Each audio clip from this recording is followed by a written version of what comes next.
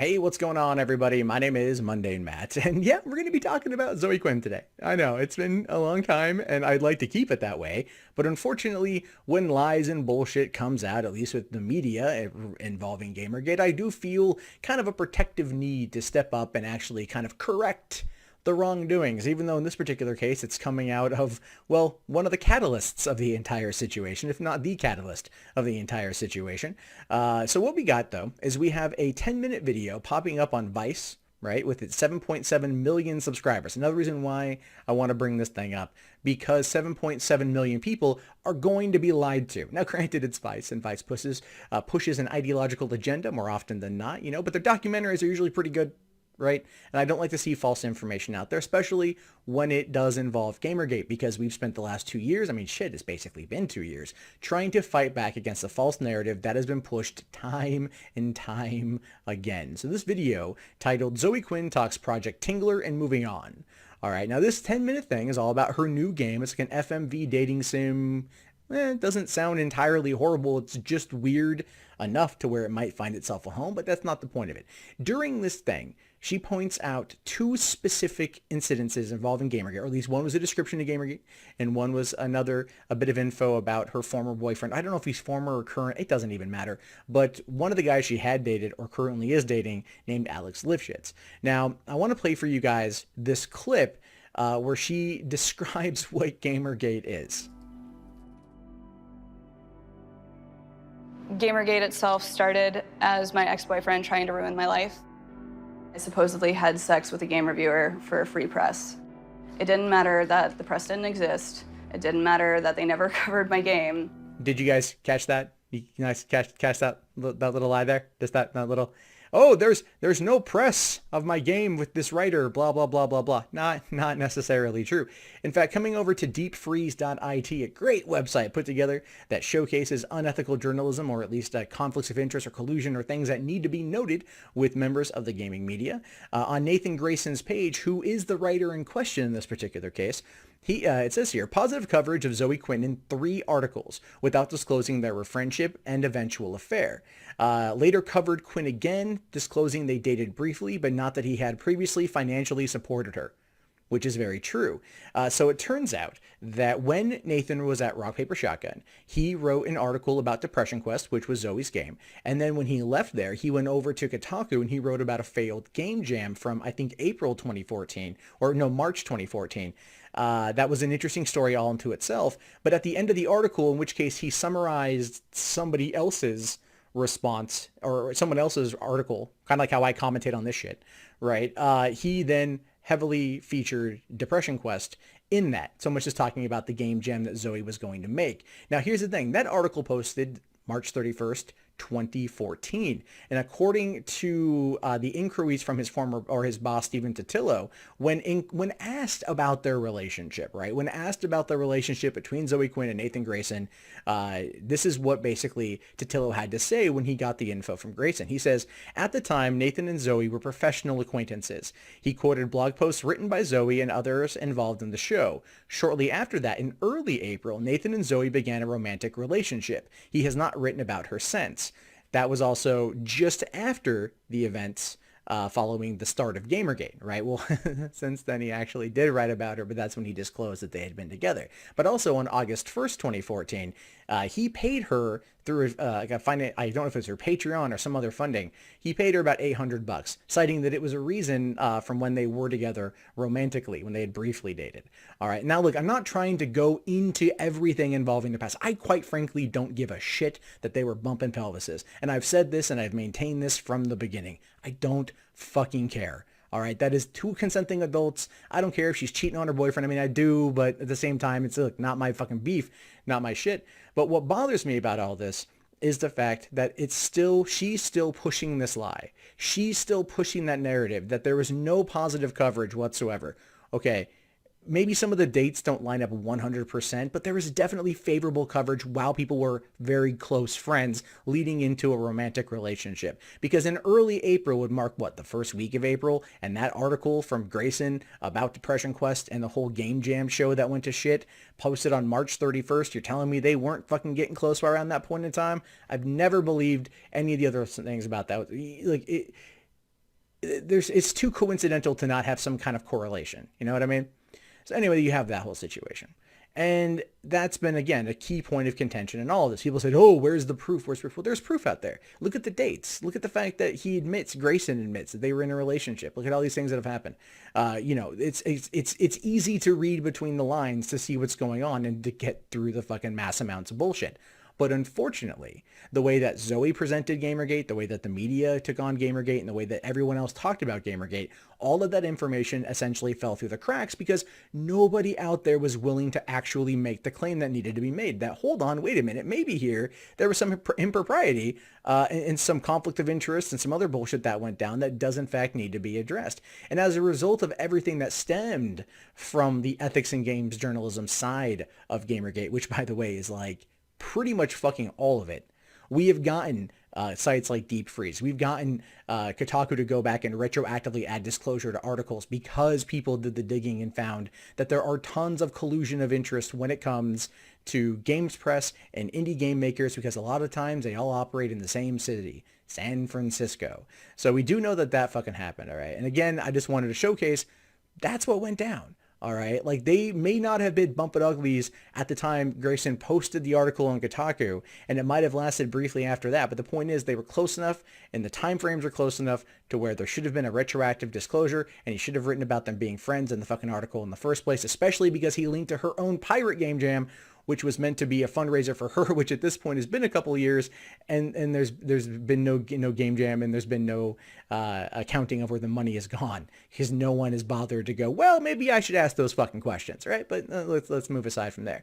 The second point the second point of contention I have with this, right, especially it's towards the beginning of it, all right, when it's like Gamergate 2 years later.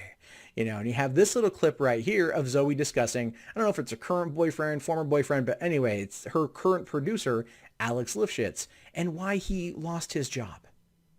Well, Alex, my producer, lost his job during Gamergate. I have to have a very serious chat with anybody that agrees to jump on this project because of that. Now, if you listen to what she has to say, she's like, well, Alex lost his job because of Gamergate. He lost his job because of Gamergate. Did he really? Did he really? Is it not because he went over here and said, regardless of race, creed, gender, or religion, you can still play games and still be garbage, #Gamergate, which isn't exactly too inflammatory of a text. And then he says here, hello, my little shitboy gamers. Who is mama's good shitboy? You are, yes, you are, my little shitboys. Hashtag, or there's no hashtag there, but you guys get the point. And then he goes on to say, this is later on, says, for the record, I want associating with GG at this point to be a scarlet letter. I want it branded into your skin and never forgotten. So he wants gamers that are asking for ethics in games journalism. He wants gamers that are upset at the status quo of games media at the time, all the bullshit, collusion, and conflicts of interest that have happened, those who are rightfully upset at how they're being mismarketed to or misrepresented in the media, to be branded a scarlet, have a scarlet letter branded on them, to be branded so people know that they're upset with the way things are. Yeah, this is a person who's an activist who wants change. Yeah, it's so funny that he writes these things and he says all this stuff as the reason why he was fired. People were upset at him. In fact, actually coming from Zoe herself, and this is fucking classic as hell, she says, you know who does pay attention to Metacritic scores? People doing hiring at studios. Now, this is in response to a friend of hers who says, if it makes you feel any better, if you're paying attention to user reviews on Metacritic, you're doing it wrong. All right, because the Metacritic discussion has come up multiple times over the course of the past couple of years, and even now it's still raging on, especially in movies. Okay, then someone else chimes in and says, I would hope that anyone doing hiring at a studio would know enough to know that how user reviews can be manipulated, which is so funny that that's being said. Anyway, and then she responds back with saying, if that sort of thing was the case, my dude would still have his job.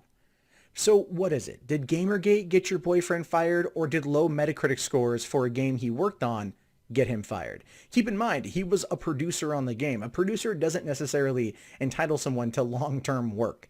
All right. I have friends of mine who do associate producing in games industries. Guess what? They move around a lot.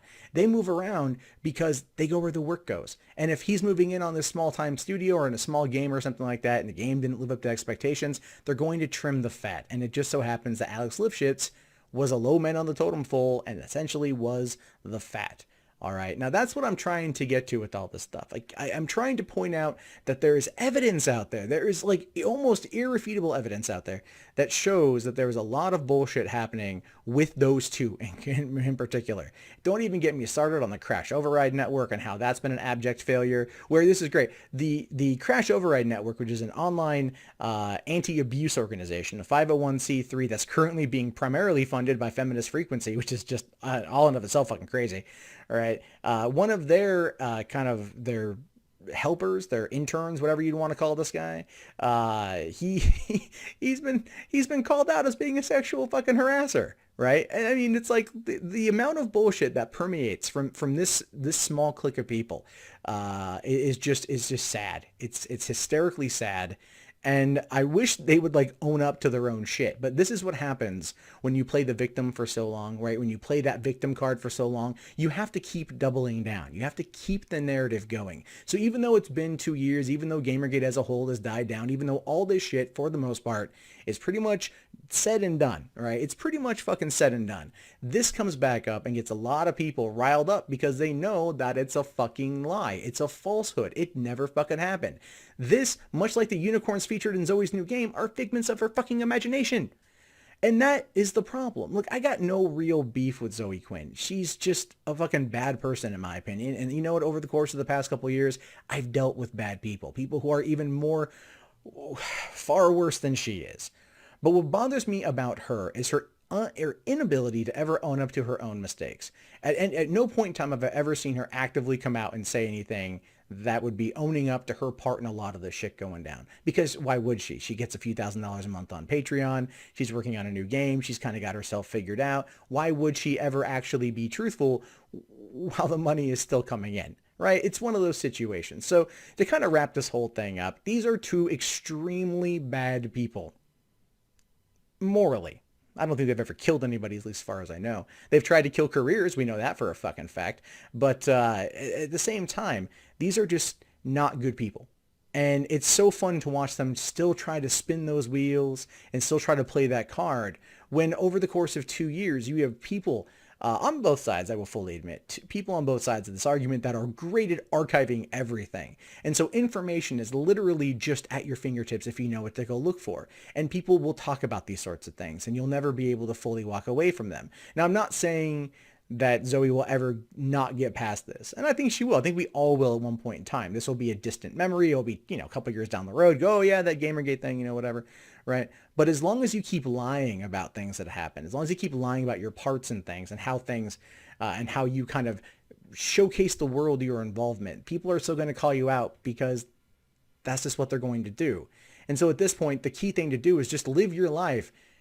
Don't go into the past and try to use it as a way to showcase anything. Just leave it there, because if you don't leave it there, it's just going to keep following you. If you wear it like it's a scarlet letter or some shit like that, it's going to probably come back and bite you in the ass. Alright gang, that wraps up this video. What are your thoughts about all this? Do you think Zoe Quinn will ever own up to her own mistakes, or is it always going to be the victim card? Or do you think maybe one day she'll have one of those coming to Jesus moments and realize, damn, maybe I should atone for all the mistakes I've made and actually finally say August has ended and here's my part in all that shit? Let me know in the comments below. If you guys liked the video, toss it a thumbs up. If you're new here, hit that subscribe. I post new content every single day. Don't believe me? Check out the videos to the right. And if you guys like daily content and you want to support the channel, links below in the video description like Patreon, PayPal, Amazon affiliate links really does help me keep this thing chugging along every single day. But I wouldn't be here without you, so for that I am very, very, very thankful, eternally grateful even. My name is Mundane Matt. I'll talk to you guys later. Have yourself a fantastic day, and peace out.